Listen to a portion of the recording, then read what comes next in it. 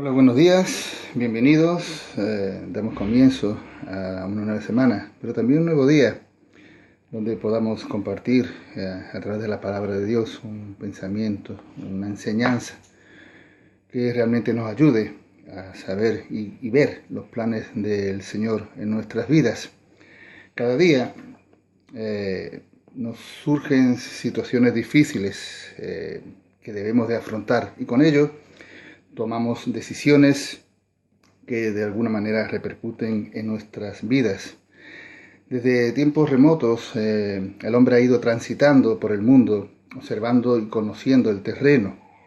Sin embargo, en su caminar se ha visto en la tesitura de tener que decidir y escoger caminos cuando se halla ante dos vías, ante dos sendas, y hoy es el tema que nos lleva en esta mañana, las sendas antiguas.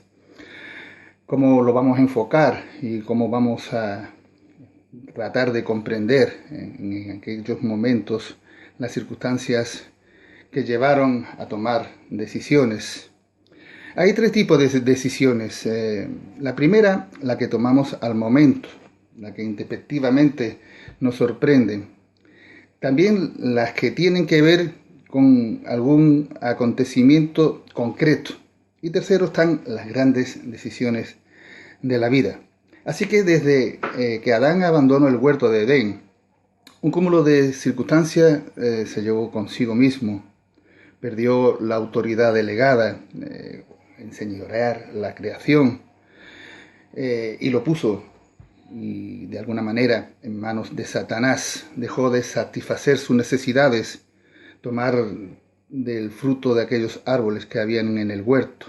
Y también por una fatal decisión, de alguna manera recibió una dura sentencia de parte de Dios, ya que fue advertido. Y por su desobediencia conoció además la vergüenza, su desnudez física y moral, el temor y también la condena de la muerte eterna.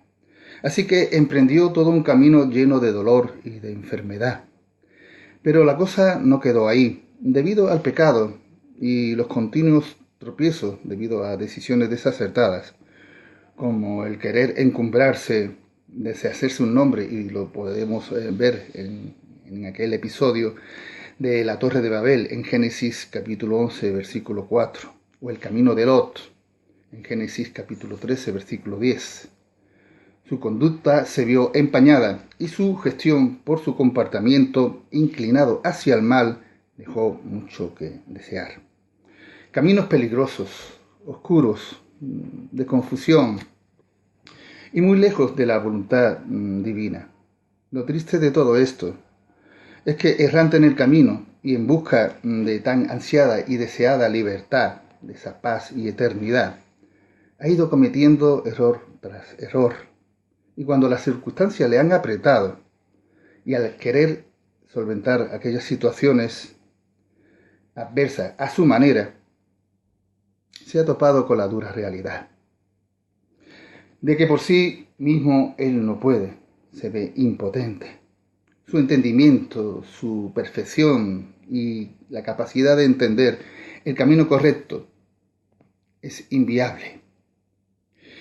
Por más que él se esfuerce a pesar del deseo del bien y del mal, porque no se sujeta a Dios, el despertar de no conocer la verdad, la que en el fondo no quiere escuchar y desear, obviar es demasiado implacable. Y que por su persistencia en el egoísmo, la codicia y la vanidad, quiere esconderse para que no se vean los defectos y pecados. No aplicaría lo que es justo, ni lo que es equitativo, íntegro y recto. Es tal el engaño en que se vive hoy, que cuando uno se le pregunta ¿cómo estás? La respuesta es bien a secas, siendo la realidad real, la que se vive, muy diferente, porque se aparenta y se disimula el verdadero estado, decaído y triste. Y uno se pregunta ¿por qué? ¿Se trata acaso de ocultar que no se está bien? Eso es engañarse a uno mismo. Tal vez el temor a que se le critique, porque se está pasando por serios problemas, por un valle o por una crisis, porque nos da vergüenza y fingimos. Lo cierto es que no solo ocultamos nuestro estado de ánimo, sino que también nuestras necesidades, ayuda y apoyo, por nuestro egoísmo.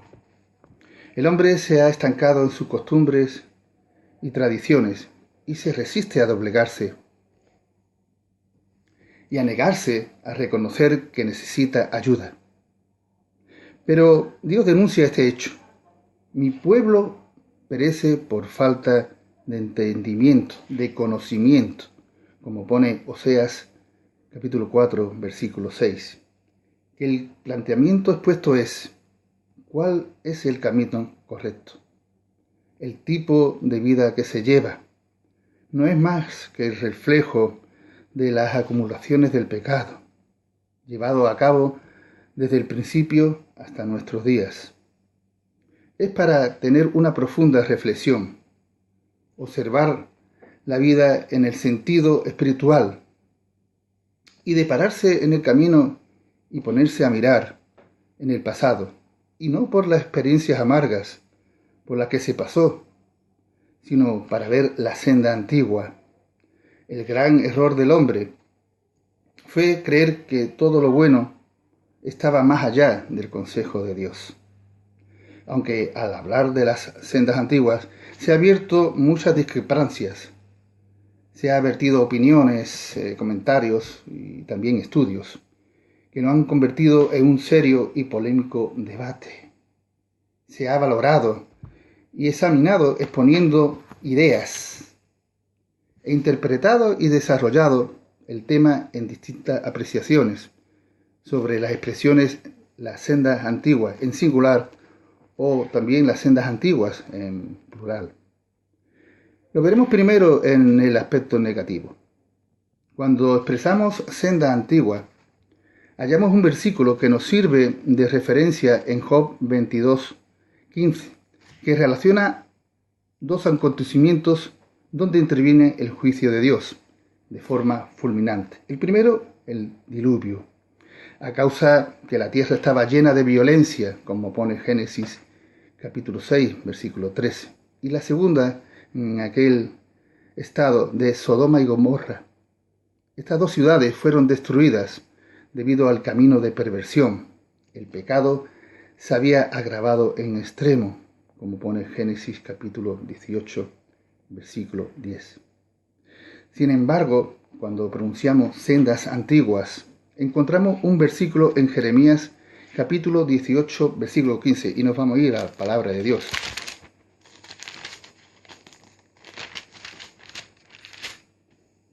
Que dice así: porque mi pueblo me ha olvidado, incesando a lo que es vanidad, y ha tropezado en sus caminos en las sendas antiguas, para que camine por sendas y no por camino transitado. De alguna forma es referente a los hijos de Israel, en este caso. Transcurrido el tiempo en la historia de los antepasados, el pueblo de Israel, por sus actitudes de desobediencia y de rebeldía, desagradaron a Dios. Continuas quejas, murmuraciones, y todo ello se le suma la idolatría, como viene en Jeremías capítulo 7, versículo 9. Por otro lado, en la travesía del desierto, se mostraron obedientes en algunos momentos cuando tuvieron lugar a enfrentamientos, batallas libradas contra otros pueblos incircuncisos, camino de la tierra prometida. Y en el aspecto positivo, nos fijamos en Jeremías capítulo 6, versículo 16, y vamos a ello, en la palabra de Dios, que dice así: así dijo Jehová, paraos en los caminos y mirad y preguntad por las sendas antiguas, cuál sea el buen camino, y andad por él, y hallaréis descanso para vuestras almas. Mas dijeron, no andaremos. De alguna manera son las sendas de justicia y de gracia que Dios diseñó para la eternidad, para obtener la vida eterna, que se halla en el árbol de la vida, aquel árbol que de alguna manera se encuentra en medio del huerto del Edén. Y hablando del árbol de la vida, significa fuente de vida, y es un símbolo universal de espiritualidad, de bondad, de redención y sabiduría. Esa sabiduría que se ve en Proverbios capítulo 3, versículos 18-19, es una lista compacta, aunque parcial, es perfecta, de longevidad, de riqueza, conocimiento, gozo, paz, vitalidad y también de fidelidad. ¿Cómo poder acceder al árbol de la vida? Por mediación de Cristo. Poder y sabiduría de Dios, como pone Primera de Corintios, capítulo 18, versículo 24. Así que Jesús es el camino que Dios invita a conocer, de creer y de seguir. Es necesario, por tanto, que el desajuste del hombre debe equilibrarse y lo torcido enderezarse. Es importante acogerse al principio de la sabiduría, el temor a Jehová, para separar la filosofía del mundo y sus ofrecimientos. Sabiduría que es lo que pidió precisamente Salomón para gobernar al pueblo, y lo vemos en Primera de Reyes, capítulo 3, versículo 10. Debemos reconocer pues a Dios todos los días y dejar que Él gobierne en nuestros corazones. Él nos va a dirigir por senderos de justicia y así poder alcanzar el preciado galardón de la promesa divina que se ve en Apocalipsis capítulo 2, versículo 7. Para todos aquellos que mostraron respeto, reverencia y obediencia. Escuchar la voz de Dios, para que no ocurra lo que aconteció a Moisés, que golpeó la roca cuando se le indicó que le hablase, en Números capítulo 20, versículo 11. O Abraham, que se durmió. Y estos son pequeños matices que tuvieron también luego trágicas consecuencias. Moisés no entró en la tierra prometida, y por causa de Abraham su descendencia fue esclava y oprimida 400 años, como pone en Génesis capítulo 15, versículos 12 y 13. El no atender a las palabras de Dios lleva a cometer graves equivocaciones. La medida del éxito a los ojos del Señor no es el resultado del esfuerzo, sino la obediencia de sus siervos. Tenemos un Dios que nos ofrece la oportunidad de volver a escoger de nuevo. Pone ante nosotros la vida y la muerte, como pone en Deuteronomio 30, 19. Somos responsables de nuestras decisiones y también de nuestros actos. El beneficio de la elección correcta es hallar descanso para nuestras almas. Un mensaje final. Ordena tu camino, abraza tu fe y aprende de tu pasado tormentoso.